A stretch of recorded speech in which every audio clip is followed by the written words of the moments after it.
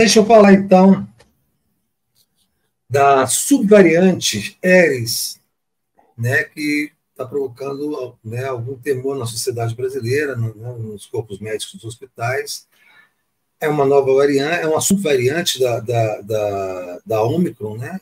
E eu queria saber se a gente corre o risco de voltar a ter aquela rotina da pandemia. Todo mundo fica preocupado se tem que voltar a usar máscara, se vai ter que. Se as vacinas que nós temos tomados são suficientes para essa subvariante. Esse surgimento de uma subvariante lhe preocupa, doutor Vecino? É óbvio que preocupa. Agora, vamos pôr os pingos nos is, né? A subvariante EG5, chamada de Eris, que já tem sido discutida, os epidemiologistas acham que é um nome ruim. Eris é a deusa grega da discórdia, né? E era melhor ficar só usando as letras gregas e não o nome dos deuses gregos, em particular dos deuses gregos do mal, como é o caso da Eris, né? Mas existem outras subvariantes chegando aí, né? Tem a BA2.86, que ainda não chegou no Brasil, que a gente saiba, né? Porque pode ter chegado e a gente não sabe, mas está a caminho, né? Está lá, já está no hemisfério norte rolando a solta. E que provavelmente vai ser mais complicada do que a Eris, porque há uma dúvida de que se ela não consegue driblar a capacidade de proteger das vacinas. Essa BA285, 86. As novas variantes,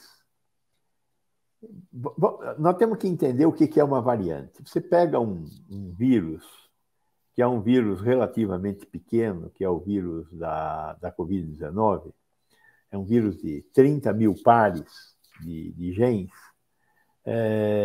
e quando a natureza... A gente tem uma noção de natureza, que a natureza é perfeita, né?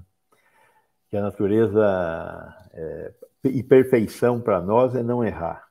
E, pelo contrário, a natureza erra, né?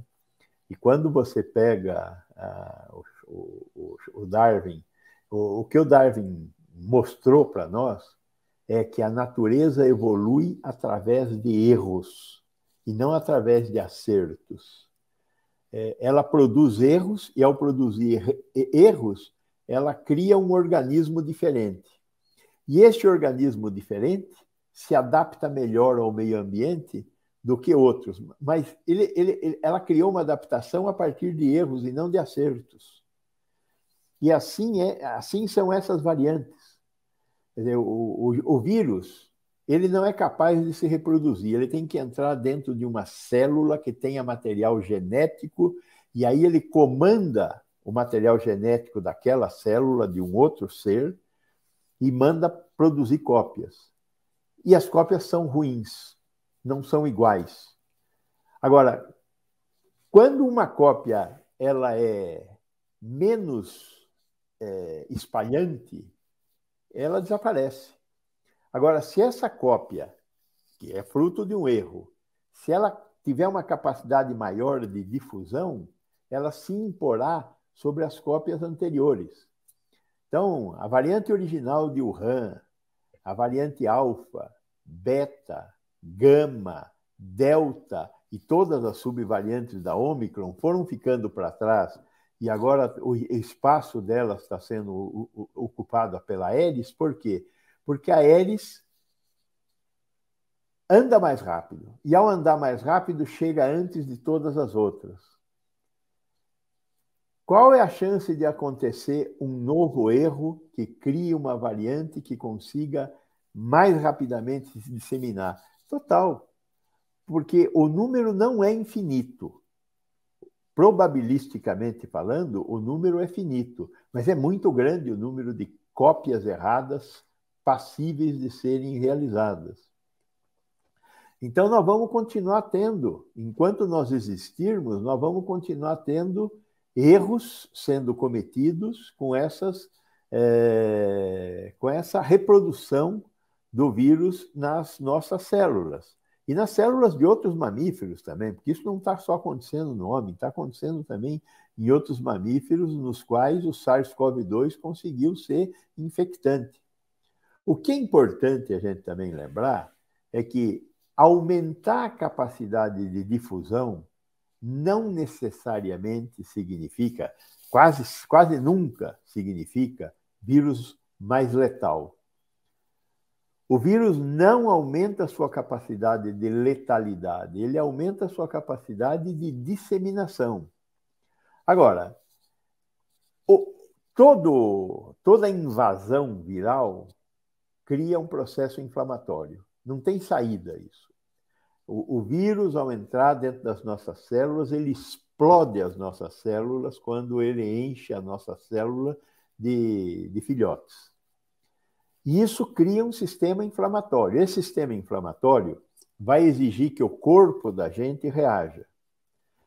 O corpo dos mais idosos, o que é um sujeito idoso? Um sujeito que já viveu bastante e que, portanto, não sobe mais em árvore, não é capaz mais de correr, e também não é mais capaz de se defender como se defendia um organismo jovem.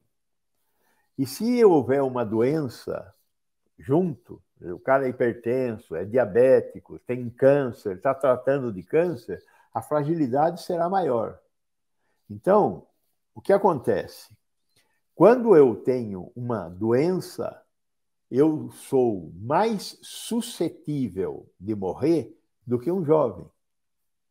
Essa é a questão que nós temos que ter claro. Então, as novas variantes não são variantes mais letais. Elas são diferentes. E, ao ser diferentes, elas podem driblar caminhos que as outras variantes já fizeram. Qual continua sendo a regra de ouro? Ter tomado a vacina. Ter tomado quantas vacinas? 5 doses. Se você não tomou 5 doses, e se a última dose que você tomou foi há mais de um ano, vá à unidade de saúde e busque tomar um reforço da bivalente da Pfizer. Ela deve estar à disposição. Quem já tem mais de um ano que tomou a última dose pode tomar um reforço. Qual é a vantagem do reforço? Ele aumenta a produção de anticorpos, que nós não sabemos por quê. Após tomar a vacina, há uma produção de anticorpos e 4, 6 meses depois há uma queda gradativa no número desses anticorpos que são nossas defesas. Então, essa queda ela só será segurada se você tomar mais uma dose de vacina. Então, é importante continuar com a vacina. Existem estudos demonstrando vacinados têm 26 menos chance de morrer ou de ter doença grave do que não vacinados. Ah, mas tem efeitos colaterais. É verdade, tem efeitos colaterais. O Brasil, até agora, vacinou 735 milhões de doses de vacina. Nós aplicamos 735 milhões de doses de vacina, de todas as vacinas, da chinesa, da Janssen, da AstraZeneca e da Pfizer. Pois bem, tivemos, depois de investigações completas, 50 casos de óbitos. Nós tivemos óbito por vacina, sim. Foram 50 em 735 milhões de doses. Essas 735 milhões de doses evitaram, comprovadamente, 300 mil mortes. Tivemos 50 mortes por causa da vacina. A maioria das mortes, isso está estudado, foi em pessoas com comorbidade, muito idosos ou muito crianças.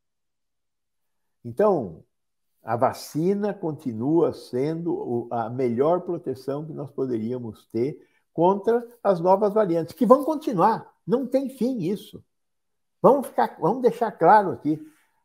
Nós vamos ter SARS-CoV-2 no nosso horizonte. Se não fizermos uma vacina diferente, o conhecimento que nós temos sobre vacina hoje para SARS-CoV-2 é semelhante ao conhecimento que nós temos para a vacina da gripe. Nós todo ano tomamos vacina da gripe. Por quê? Porque a proteção é de 1 ano e acabou. E nem sempre a vacina, a gente acerta na dose da vacina e nem sempre a gente está protegido mesmo. Então, a vacina da gripe, essas outras vacinas que nós estamos da Covid, nós vamos continuar tomando, enquanto não surgir uma nova solução imunológica que nós ainda hoje não conhecemos. Então, por que eu consigo tomar 2 doses de sarampo e estou imune para o resto da vida? Por que eu tomo 2, 3 doses de vacina da poliomielite e estou salvo para o resto da vida? Pelas características do vírus. São vírus que mutam menos, são vírus de DNA, geralmente não são vírus RNA, e são vírus que têm uma relação com o nosso sistema imunológico diferente. Então, é diferente. Nós temos que aprender isso. Então, a varíola acabou. Com vacina. A poliomielite acabou. Enquanto não voltar de novo, acabou, porque tem chance de voltar. No Afeganistão tem poliomielite. Em alguns países da África tem poliomielite. Pode voltar para o Brasil, se o Brasil tiver uma cobertura vacinal muito baixa, como a que nós temos agora? Sim, pode voltar. Espero que isso não aconteça. O sarampo é uma doença que a gente volta e meia consegue se livrar dele, é verdade. E assim outras, difteria, não tem mais difteria. Difteria é do tempo dos seus pais, né? Não, nem de você, não foi? Eu também não vi difteria, mas os nossos viram difteria. A doença de Krupp, que é um pouco antiga. Tinha umas doenças antigas, né? Tinha escarlatina, tinha umas doenças. Tem muita coisa. Né? A escarlatina foi antibiótico que acabou com ela. Foi. Graças ao antibiótico. Então, são coisas que foram acontecendo e que nós conseguimos trabalhar com elas. Então, nós temos que aprender que essa doença, SARS-CoV-2, Covid-19, vai continuar conosco. E mata menos, mas mata. Mata mais do que gripe, mata mais do que dengue. Portanto, mata bastante. Nós estamos preocupados com as mortes por dengue, nós estamos preocupados com as mortes por gripe. SARS-CoV-2 continua matando e vai continuar matando. Agora, vamos ver como é que vai ser a evolução nossa em produzir novas vacinas, novas defesas contra esse tipo de vírus. Enquanto isso, vacina. Enquanto isso, vacina. E se você for grupo de risco, velhinho, com alguma doença, etc., em ambientes fechados, máscara. Mais uma última advertência, que eu acho que a gente tem que aprender. Se eu começar a fungar, se eu começar a tossir, se eu começar a espirrar, se eu tiver febre, eu vou sair por aí distribuindo a minha doença respiratória para todo mundo? Não vou. E se eu sair de casa, eu vou ter que levar uma máscara para proteger as pessoas com as quais eu coabito. Vamos fazer que nem os orientais. Está resfriado? Está com a doença respiratória? Tem muitas doenças. Neste momento, aqui no Brasil, nós estamos com a síndrome respiratória aguda. É o inverno, doenças do inverno. O vírus sincicial respiratório, que dá as bronquiolites nas crianças, que levam as crianças a se internar. A Covid-19, a influenza A e a influenza B, que é a famosa gripe, as rinofaringites, que são doenças, essas praticamente não matam as rinofaringites. São o que a gente normalmente, leigamente, chama de resfriado, né? Mas o resfriado a gente passa para outras pessoas também. E não tem por que passar. É só pôr uma mascarinha e ficar o dia todo com a mascarinha enquanto está em ambiente fechado. Nada além disso. É uma medida civilizatória que nós temos que adotar.